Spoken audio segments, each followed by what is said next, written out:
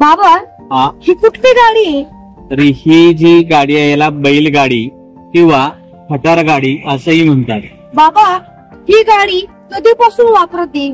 तर साधारणपणे 30-40 वर्षापूर्वी या बैलगाडीचा सर्रासपणे वापर व्हायचा, परंतु अलीकडच्या काळामध्ये ट्रॅक्टर आले आणि बैलगाडी ही मात्र इतिहास जमा झाली, कालबाह्य झालेली आहे. बाबा या बैलगाडी किंवा खटार गाडीच्या विविध भागांची मला नाव सांग. आता बघ, हा जो लाकडाचा आडवा भाग दिसतोय तर या भागाला काय म्हणतो माहिती का, तर याला जू असं म्हणतो. काय म्हणतात? जू.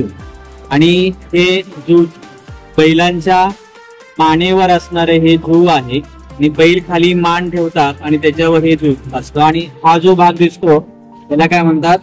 चिवळ म्हणतात.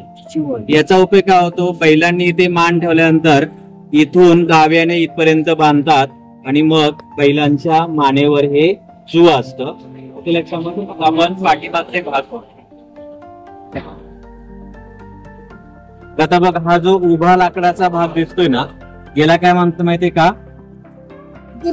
याला धुऱ्या म्हणतात. काय म्हणायचं? धुऱ्या. म्हणजे जू आणि गाडी यांना जोडणारा हा काय असतो, हा लाकडाचा भाग म्हणजे धुऱ्या असा हा भाग आहे. पाठीमागे बघ, तर इथे चाक दिसते का चाक? याच्यामध्ये चाकांचे पण प्रकार आहे. एक पूर्ण लाकडाचं चाक असतं किंवा आता लाकडाचं चाक आणि त्याचा बाहेरील भाग हा काय असतो, लोखंडाचा असतो, तो लवकर खराब होऊ नये. इथे जो भाग दिसतो याला आक म्हणतात. काय म्हणतात? आक. आणि याच्यावर हे काय असतं, चाक बसवलेलं असतं, याला आऱ्या म्हणतात, चाकाच्या.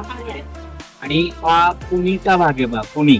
जे चाक निघून जाऊन याला काय असते, कुणी. आणि याच्यामध्ये वंगण हे सोडलेलं असतं.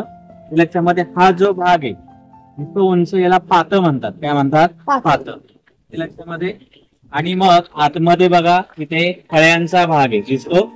तर इथे शेतकरी आपल्या शेतातलं धान्य किंवा जे काही वस्तू असेल, माल असेल तिथे ठेवतात आणि मग ते आपल्या घरापर्यंत आणतात. तर अशी ही काय आहे, बैलगाडी. बैलगाडी उभी करण्यासाठी जेव्हा उभी ठेवायची ते असा स्टँड सारखा हा भाग लाकडांचा किंवा लोखंडाचा केलेला असायचा. हा मात्याचा भाग आहे. 30-40 वर्षापूर्वी सर्रासपणे बैलगाडी वापरली जायची. अलीकडच्या काळामध्ये ट्रॅक्टर आले आणि बैलगाडी ही काय झालेली आहे, कालबाह्य झालेली आहे.